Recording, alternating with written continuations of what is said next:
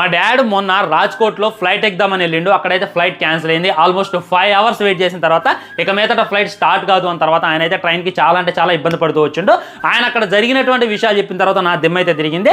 ఎయిర్పోర్ట్లో ఆల్మోస్ట్ చాలా మంది 3 రోజుల నుండి 4 రోజుల నుండి అక్కడే వెయిట్ చేస్తున్నారంట.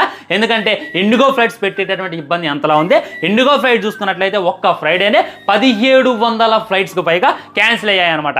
అండ్ చాలా మంది ఎయిర్పోర్ట్లో ధర్నాలు చేస్తున్నారు. కొంతమంది అక్కడ ఉన్నటువంటి సిబ్బంది మీద దాడి కూడా చేస్తున్నారు. అసలు ఎప్పుడు లేదే ఇప్పుడెందుకు ఈ క్రైసిస్, ఇప్పుడెందుకు ఈ గొడవ అనేటటువంటి డీటెయిల్లోకి వెళ్తే డీజీసీ అనేటటువంటిది మన ఎయిర్లైన్స్కి కొత్త నిబంధనలు అయితే విధించింది. ఇంతకుముందు పైలట్లు చూసుకున్నట్లయితే 38 hours 1 weekలో 38 hours వాళ్ళకైతే రెస్ట్ ఉండేది. కానీ ఇప్పుడు చూసుకున్నట్లయితే 50 hours రెస్ట్ అయితే ఇచ్చేసింది.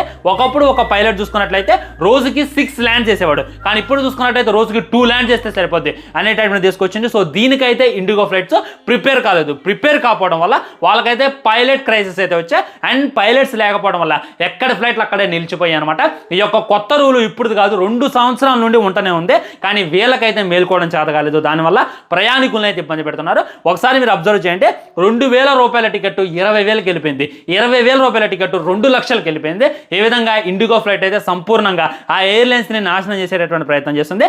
ఒకప్పుడు చూసుకున్నట్లయితే చాలా ఫ్లైట్స్ ఉండేవి. ఒక ఫ్లైట్ కాకపోతే ఇంకో ఫ్లైట్ ఉండేవి. కానీ ఇప్పుడు చూసుకున్నట్లయితే ఎయిర్ ఇండియా, ఇండిగో తప్ప వేరే ఫ్లైట్స్లో దీన్ని వీళ్ళు ఆసరాగా చేసుకొని ప్రయాణికులను ఇబ్బంది పెడుతున్నారు. అండ్ ట్రెండింగ్ 4లో కూడా ఇండిగో అనేటటువంటి సంస్థ ఉంది. మరి వీళ్ళు దీన్ని ఎలా నిర్మూలిస్తారు అనేటటువంటి దానికోసం మనమైతే వెయిట్ చేసి చూడాలి.